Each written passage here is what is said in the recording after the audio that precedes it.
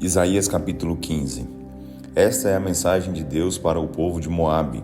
Numa só noite, suas cidades de Ar e Quir serão destruídas. Em Dibon, o povo vai aos templos para chorar pelo triste destino dos montes Nebo e Medeba. Em sua tristeza, eles rapam suas cabeças e cortam suas barbas. Todos andam pelas ruas vestidos de pano de saco e gritam nas praças, nos terraços e nas praças públicas. Todos gritam e choram amargamente. Os gritos e o choro dos moradores de Esbom e Eleale podem ser ouvidos até em Jaaz. Os soldados mais valentes em Moabe gritam e o coração deles treme de medo. O meu coração chora por causa de Moabe. Os moabitas fogem para Zoar e Eglate, sobem chorando a ladeira de Luite e descem o caminho de Oronaim, gritando de desespero diante da destruição. Porque até as águas do rio Nirim secaram. Os pastos verdes secaram e as plantas que haviam junto ao rio sumiram. Todo verde desapareceu. Desesperado, o povo de Moabe foge para o outro lado do riacho dos salgueiros, levando a riqueza que armazenaram. De uma fronteira a outra espalha-se o clamor em Moabe. Em Eglaim até Beer-Elim ouve-se o seu lamento. As águas do riacho de Dimon ficarão vermelhas de sangue, mas esse não será todo o meu castigo contra Dimon. Leões vão atacar os sobreviventes, tanto os que fugirem de Moabe como os que ficarem em sua terra. Isaías capítulo 16. Os que fugiram de Moabe para Selá, atravessando o deserto, enviam carneiros para o rei de Judá, como prova de amizade. Como pássaros que perderam o ninho, assim são os habitantes de Moabe nos lugares de passagem do rio Arnon. Os mensageiros que levaram os carneiros a Jerusalém pedem conselhos e ajuda. Por favor, ajudem-nos. Escondam os que fugiram de Moabe. Não nos entreguem aos nossos inimigos. Deixem os que escaparam de Moabe morar com vocês. Escondam essa pobre gente de seus inimigos. Quando terminar a perseguição e o opressor tiver saído do país e essa destruição acabar, então um descendente de Davi será rei. Ele governará com fidelidade, julgará com justiça e se esforçará para fazer o que é justo. Esse é o orgulhoso povo de Moabe de quem tanto ouvimos falar? Agora sua arrogância, o seu atrevimento e o seu furor não valem nada. Por isso todo o povo de Moabe está chorando. Todos os moabitas vão chorar de saudade. Saudade dos deliciosos bolos de passas de Kir Haresete, dos campos bem cuidados de Esbom e das plantações de uvas de Sibma. Os governantes das nações pisotearam essas plantações que chegavam até Jazer e estendiam-se para o deserto. Seus brotos espalhavam-se e chegavam ao mar. Por isso eu vou chorar por Jazer e pelas vinhas de Sibma. Com as minhas lágrimas eu rego as cidades de Esbom e Eleale, pois não se ouvem mais os gritos de alegria por seus frutos de verão e por suas colheitas. Foi-se embora a alegria da colheita. Não se ouve mais o canto de alegria das plantações de uvas. Os tanques de onde as uvas eram pisadas ficaram vazios para sempre. Eu acabei com a alegria que Moabe tinha na época da colheita. Meu coração chora de tristeza por causa de Moabe, como as cordas de uma harpa. O meu coração está quebrado por causa de Kir Eres. Quando Moabe se cansar de orar aos seus ídolos no alto dos morros e nos templos os seus habitantes fizerem os pedidos aos seus deuses, de nada vai adiantar. Ninguém virá ajudá-los. O Senhor já tinha anunciado esse julgamento contra Moabe havia muito tempo, mas agora o Senhor diz, dentro de 3 anos, sem falta, a glória de Moabe será destruída. Quase todos os moabitas morrerão, e os que sobrarem serão poucos, pobres e fracos. Isaías capítulo 17. Este é o julgamento de Deus contra Damasco, capital da Síria. Damasco deixará de ser cidade. Ela se tornará um montão de ruínas. As suas cidades serão abandonadas, serão ocupadas por ovelhas que por ali pastarão e se deitarão sem que ninguém as espante. Israel deixará de ser uma fortaleza e o poder de Damasco acabará. O remanescente de Arã será como a glória dos israelitas, afirma o Senhor Todo-Poderoso. Naquele dia, Israel perderá o resto de sua antiga grandeza, quando a fome e a pobreza tomarem conta da terra. Será como acontece quando um ceifeiro junta o trigo e colhe as espigas com o braço, como quando se apanham os feixes de trigo no vale de Refaim. Contudo, alguns habitantes, muito poucos, vão escapar. Eles vão ser como uma oliveira que se sacode, e ficam 2 ou 3 azeitonas dos galhos mais altos e umas 4 ou 5 nos galhos de baixo. Depois da colheita, anuncia o Senhor, o Deus de Israel. Então, finalmente, os israelitas vão olhar para o seu Criador e respeitarão o Santo de Israel. Não vão mais confiar nos altares, obra de suas mãos. Eles não olharão mais para si, para as imagens dos falsos deuses, nem para os altares de incenso. Naquele dia, as suas cidades fortes ficarão tão vazias e abandonadas como quando os israelitas invadiram Canaã há tanto tempo. Elas serão como lugares entregues aos bosques e ao mato, e tudo será arrasado. E por quê? Porque vocês se afastaram de Deus, do seu Salvador, e não se lembram da sua rocha poderosa. Por isso, não adianta vocês plantarem belas árvores e videiras importadas, mesmo que as plantas desses jardins brotem, floresçam e deem fruto. Um dia depois de plantadas, vocês não comerão os frutos. Tudo o que vocês vão colher será muita tristeza e sofrimento. Ouçam o barulho de muitas nações que se agitam e se revoltam. Parece o rugido das nações. Rugem como águas impetuosas. É tão forte o barulho que parece a quebrar das ondas contra as pedras.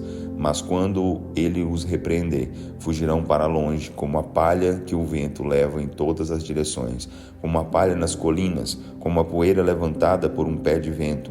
Ao cair da tarde, os israelitas esperam o ataque, cheios de pavor. Mas quando o sol nascer, eles verão que seus inimigos já não existem. Esse é o justo castigo dos que maltratam e saqueiam os nossos bens. Isaías capítulo 18. Ai da terra que fica além do alto Nilo, a terra onde há muitos gafanhotos. Esse país nos manda embaixadores em navios feitos de junco, descendo o rio Nilo. Os seus mensageiros vão voltar depressa para você, terra de homens altos e escuros, povo agressivo e de fala estranha, nação conquistadora, país que é dividido pelos rios.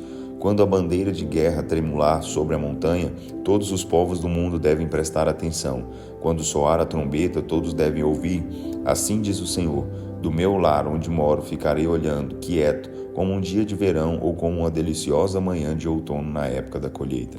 Antes da colheita, quando as flores derem lugar aos frutos e as uvas começarem a ficar maduras, ele cortará os brotos com a foice e tirará os galhos que cresceram demais e os lançará fora. Serão todos entregues aos corvos das montanhas no verão e às feras no inverno.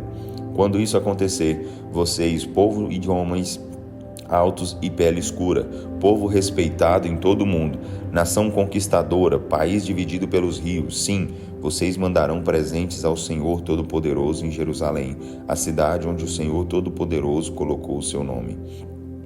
Isaías capítulo 19. Este é o julgamento contra o Egito. O Senhor se aproxima depressa, montado sobre uma nuvem veloz para castigar o Egito. Os falsos deuses do Egito tremem diante dele, e o coração dos egípcios se derrete de medo. Eu farei os egípcios brigarem entre si, cada um brigando com o seu próprio irmão, vizinho contra vizinho, cidade contra cidade, reino contra reino. Os sábios conselheiros do Egito quebrarão a cabeça, tentando descobrir uma solução. Vão pedir aos seus ídolos e necromantes uma resposta. Chamarão feiticeiros, adivinhos e médiuns para resolver problemas do país, mas farei que os seus planos resultem em nada. Então entregarei o Egito a um senhor duro e cruel e um rei muito mau, diz o Senhor Todo-Poderoso. As águas do rio Nilo secarão, não haverá a enchente que todos os anos alaga os campos. Os canais usados para molhar as plantações ficarão entupidos de plantas podres e terão um cheiro horrível. Os juncos e as canas murcharão. Toda a terra fértil junto ao rio secará até virar pó e ser carregada pelo vento. Todas as plantações secarão e desaparecerão. Os pescadores do Nilo vão chorar, sem trabalho e sem comida. Os que usam anzóis e os que jogam redes vão ficar na miséria. Os tecelões que faziam roupas de linho e algodão perderão tudo porque as colheitas foram destruídas. todos vão sofrer com a desgraça do país. Os ricos perderão suas fortunas e os trabalhadores passarão necessidade. Os príncipes de Zoan são tolos. Os melhores conselheiros que eles dão a Faraó, o rei do Egito, não passam de tolices. E eles ainda contam vantagens ao Faraó, dizendo: sou sábio, sou discípulo dos reis da antiguidade. Onde foram parar os seus sábios, Senhor do Egito? Onde está a sabedoria de todos eles? Se forem sábios de verdade, digam o que o Senhor Todo-Poderoso tem planejado contra o Egito. Os líderes de Zoan não passam de tolos. Os conselheiros de Mênfis foram enganados. As pessoas mais importantes do país acabaram arruinando o Egito com os seus maus conselhos. O Senhor colocou na mente desses homens um espírito de confusão, e por isso todos os conselhos que eles dão são errados. Eles fizeram o Egito cambalear como um bêbado cambaleia em volta do seu vômito. Não há nada que o Egito possa fazer. Ninguém, seja cabeça ou cauda, palma ou junco, pode fazer alguma coisa.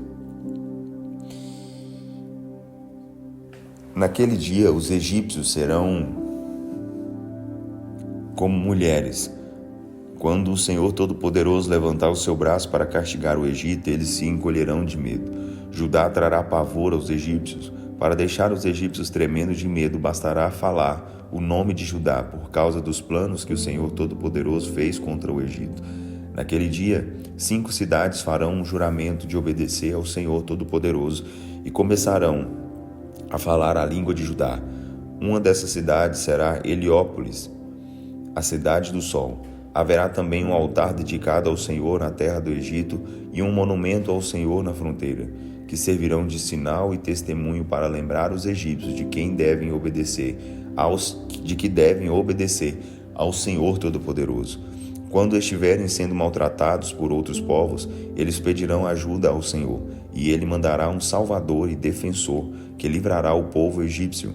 Naquele dia, o Senhor mesmo vai se revelar aos egípcios. Eles vão conhecer o Senhor e vão adorá-lo com sacrifícios e ofertas de cereal. Farão promessas ao Senhor e cumprirão o que prometeram. O Senhor vai ferir o Egito, mas depois curará suas feridas. Eles se voltarão para o Senhor, e Ele vai ouvir os seus pedidos e os curará. Naquele dia, o Egito e a Assíria serão ligados por uma estrada, pela qual os egípcios e os assírios poderão viajar livremente. De um país ao outro, os 2 povos adorarão o Senhor. Israel, o Egito e a Síria serão amigos e viverão em paz. Israel será o mediador entre esses 2 povos, porque o Senhor Todo-Poderoso vai abençoar o Egito e a Assíria, dizendo: bendito seja o Egito, meu povo, bendito seja a Síria, a terra que eu criei, bendito seja Israel, a minha herança. Isaías capítulo 20. No ano em que o exército de Sargom, rei da Assíria, comandado por Tartã, conquistou a cidade de Asdod da Filístia, o Senhor falou por meio de Isaías, filho de Amós, dizendo: tire o pano de saco do corpo e a sandália dos pés. Isaías fez exatamente o que o Senhor tinha mandado e passou a andar nu e descalço. Então o Senhor disse ao povo: assim como o meu servo Isaías andou nu e descalço durante 3 anos, como símbolo e advertência contra o Egito e a Etiópia, assim o rei da Assíria vai prender e escravizar os egípcios e os etíopes, levando-os para sua terra, velhos e jovens, nus e descalços, com as nádegas descobertas para envergonhar o Egito. Quando isso acontecer, os israelitas ficarão assustados. Eles esperavam que os etíopes ajudassem Israel e que os exércitos do Egito lutassem ao seu lado. Naquele dia, o povo que vive deste lado do mar dirá: vejam o que aconteceu com aqueles em quem nós confiávamos e a quem fomos pedir proteção contra o rei da Assíria. Se isso aconteceu aos nossos amigos tão poderosos, o que poderá acontecer conosco?